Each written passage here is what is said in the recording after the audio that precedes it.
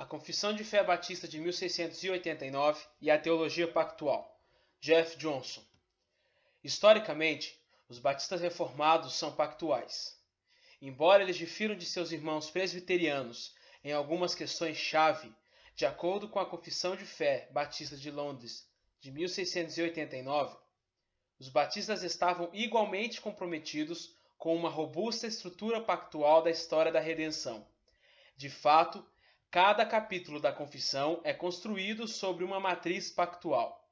Embora o capítulo 7 seja inteiramente dedicado às alianças, os capítulos sobre criação, providência, queda do homem, Cristo, justificação, arrependimento, evangelho, boas obras e perseverança são explicados a partir de uma perspectiva pactual.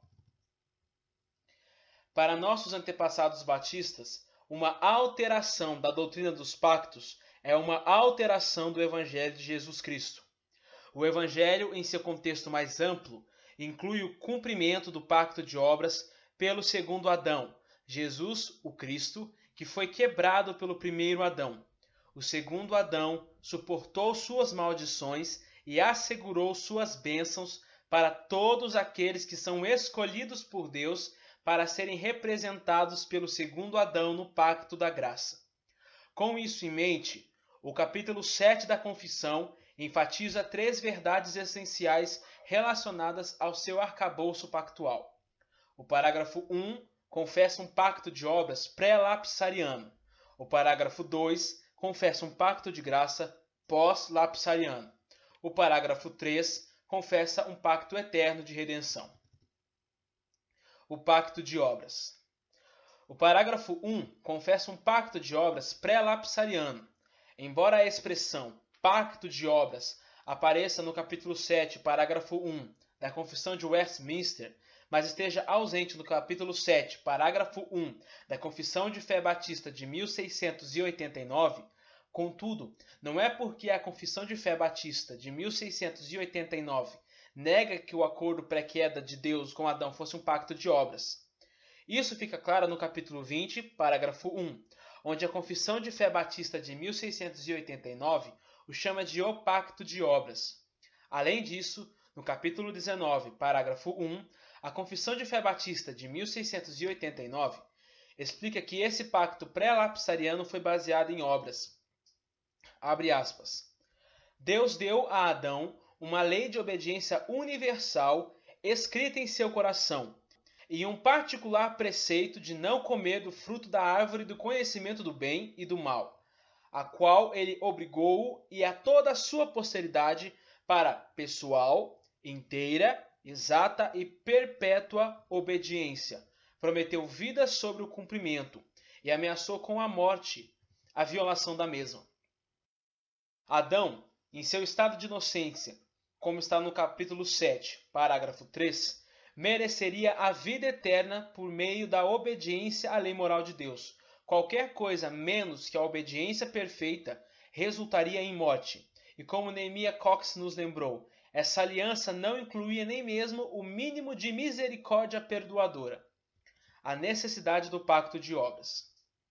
Além disso, a Confissão de Fé Batista de 1689 declara que o pacto de obras era necessário para a vida eterna ser prometida ao homem, como diz o capítulo 7, parágrafo 1.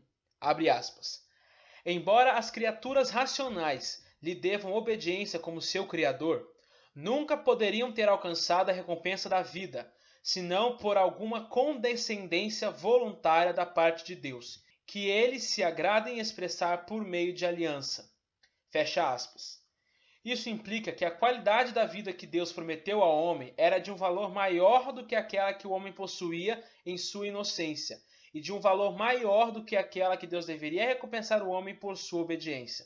Sem essa aliança, de acordo com a confissão, a vida eterna não poderia ser oferecida ao homem. A perpetuidade do pacto de obras. Naturalmente, a confissão afirma que o pacto de obras foi quebrado, capítulo 20, parágrafo 1. Uma aliança quebrada, no entanto, não significa uma aliança revogada. Embora o pacto das obras tenha sido quebrado por Adão, a Confissão de Fé Batista de 1689 ensina que ele continua sendo obrigatório para toda a posteridade de Adão. Isto é, o mesmo pacto de obras que foi estabelecido com Adão antes da queda continua a ser aplicado em toda a posteridade não redimida de Adão após a queda. Primeiro, o pacto de obras continua após a queda porque as suas maldições continuam atormentando a raça humana após a queda. A confissão ensina que o primeiro Adão foi o cabeça federal da raça humana e que ele trouxe condenação universal e morte a todos os seus descendentes por sua falha em manter o pacto de obras, conforme está no capítulo 6, parágrafos 1, 2 e 3. Porque a condenação universal e o pecado original continuam, o pacto de obras continua. Segundo, o pacto de obras continua após a queda porque suas exigências legais continuam válidas para a raça humana após a queda. Os termos do pacto de obras consistiam em mais do que apenas abster-se de comer da árvore proibida. Exigia completa obediência à lei moral de Deus, que estava escrita na consciência de Adão, conforme está no capítulo 19, parágrafo 1.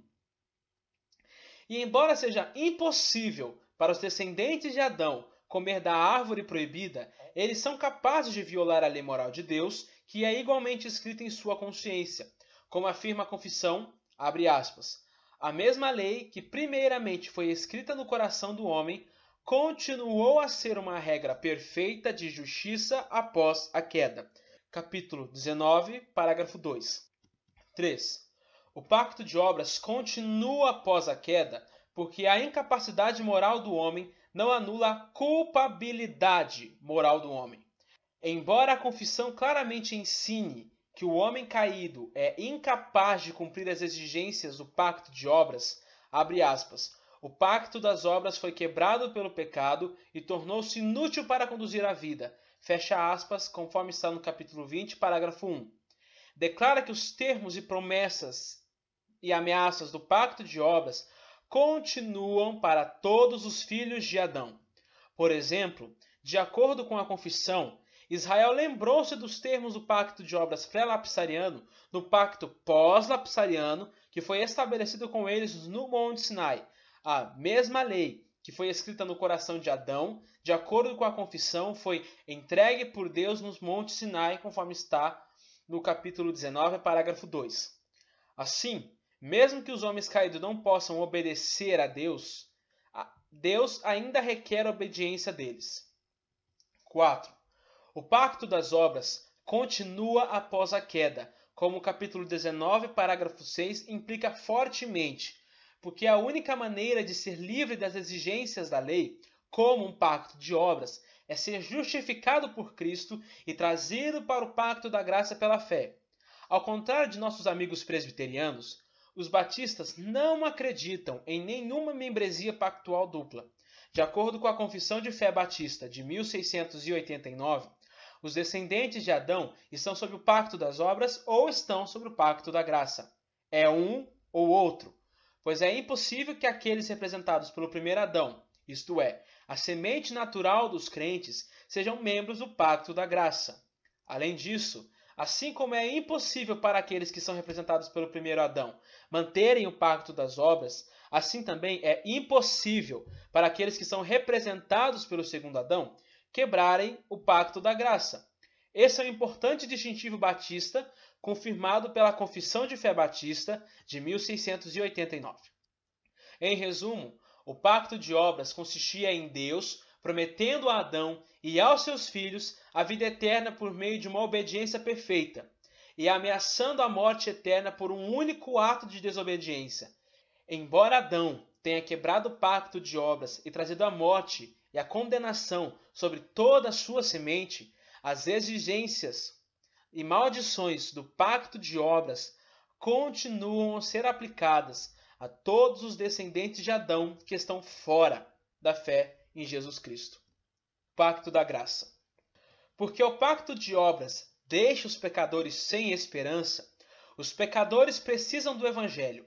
Por causa disso, o parágrafo 2 introduz o Evangelho apresentando o pacto da graça. Abre aspas. Ademais, tendo o homem trazido a si mesmo a maldição da lei, por sua queda, aprove ao Senhor fazer um pacto de graça, no qual ele oferece livremente aos pecadores a vida e a salvação por meio de Jesus Cristo. Fecha aspas, capítulo 7, parágrafo 2. A união entre o pacto da graça e o evangelho é reafirmada no capítulo 20. Abre aspas. O pacto das obras foi quebrado pelo pecado e tornou-se inútil para conduzir a vida. Então, Deus se agradou em desvelar a promessa de Cristo, a semente da mulher, como meio de chamar os eleitos, gerando neles a fé e o arrependimento. Nesta promessa, a essência do evangelho foi revelada e é feita eficaz para a conversão e salvação dos pecadores. Fecha aspas, capítulo 20, parágrafo 1. O pacto da graça é o único meio de salvação. Embora a confissão ensine a perpetuidade do pacto das obras ao longo das dispensações do Antigo e do Novo Testamento, ela afirma firmemente que a salvação em ambas as dispensações é por graça e graça somente. A continuidade do pacto de obras não tinha o propósito de levar os pecadores à lei, mas levá-los aos seus joelhos. Porque a lei é incapaz de conceder a vida eterna aos quebradores da aliança, Deus revelou o evangelho imediatamente após a queda, conforme está no capítulo 20, parágrafo 1. Adão e todos os seus descendentes caídos receberam esperança de vida eterna através da proclamação do evangelho, e através da proclamação do evangelho somente. O que é interessante sobre o parágrafo 2 é a ausência do principal distintivo da teologia pactual presbiteriana, que a antiga e a nova alianças são duas administrações diferentes do mesmo pacto de graça. A Confissão de Fé de Westminster afirma, abre aspas, não há, portanto, dois pactos de graça diferentes em substância, mas um e o mesmo sob várias dispensações. Fecha aspas, capítulo 7, parágrafo 6. Isso permite que os presbiterianos incorporem filhos incrédulos ao pacto da graça. Essa frase foi removida da Confissão de Fé Batista de 1689, e por uma boa razão. A Confissão de 1689 não afirma que o pacto mosaico era uma administração do pacto da graça. Em vez disso, ela simplesmente diz que o pacto da graça foi intrinsecamente revelado no proto-evangelho, que está em Gênesis 3, verso 15. E então, com maior clareza, foi revelado ao longo da progressão da dispensação do Antigo Testamento, até que chegou à sua plena manifestação no Novo Testamento. Abre aspas. Esta aliança, o pacto da graça, é revelado, não estabelecido, no Evangelho. Primeiramente Adão na promessa de salvação pela semente da mulher, e depois por etapas sucessivas, até que a sua plena revelação foi completada no Novo Testamento. Fecha aspas, capítulo 7, parágrafo 3.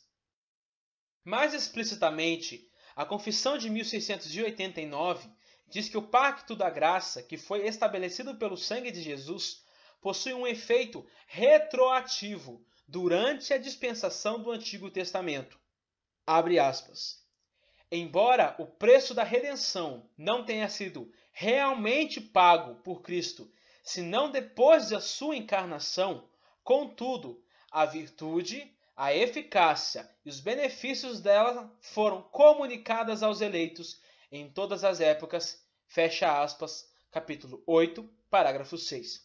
Isso está de acordo com Benjamin Kitt, que disse, abre aspas, todos os crentes que viviam sob o Antigo Testamento foram salvos pelo pacto da graça que Cristo estava para estabelecer.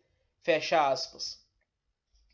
Isso implica que o pacto da graça é idêntico à nova aliança. Então, ao invés de o pacto da graça ser estabelecido através de várias administrações dos diferentes pactos do Antigo Testamento, ou seja, o abraâmico, o mosaico e o davídico, foi estabelecido por Cristo na nova aliança.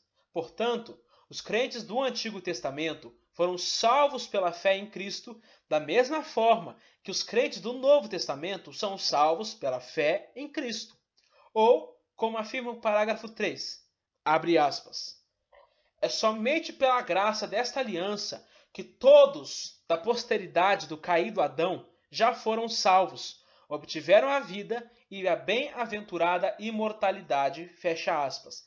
Capítulo 7, parágrafo 3. E, se a participação no pacto da graça é pela fé em Cristo somente, então somente os crentes e não seus filhos incrédulos estão no pacto da graça. De fato, essa é um dos principais distintivos da teologia pactual batista. Somente os crentes, em qualquer dispensação, são membros do pacto da graça. Essa formação torna a teologia pactual da Confissão de Fé Batista de 1689 distinta da teologia pactual da Confissão de Fé de Westminster. O pacto da graça é o cumprimento do pacto de obras. Além disso, de acordo com a Confissão de Fé Batista de 1689, Cristo estabeleceu o pacto da graça, cumprindo as exigências legais do pacto das obras. Como a Confissão de Fé Batista de 1689 diz, o Senhor foi feito sujeito à lei, que ele cumpriu perfeitamente. Capítulo 8, parágrafo 4. Ele não somente obedeceu às mesmas exigências do pacto de obras que fomos obrigados a obedecer, ele suportou o castigo que nos era devido, que nós deveríamos ter recebido e sofrido, como está no capítulo 8, parágrafo 4. É por isso que somos salvos pelas obras, mas as obras que nos salvam são as obras imputadas de Cristo, que vêm a nós pela fé e pela graça somente. O pacto da graça é o cumprimento do pacto das obras, ou pode-se dizer que a nova aliança é um pacto de obras para Cristo, mas um pacto de graça para os crentes, como Benjamin Kish afirmou. Abre aspas. No que se refere a Cristo, foi uma aliança condicional. Cristo recebe tudo por nós, totalmente por conta de seus próprios méritos, mas, seja o que for que recebamos em virtude desse pacto, é inteiramente por graça e favor gratuitos, através dos seus méritos, ou através da redenção que temos pelo seu sangue. Fecha aspas.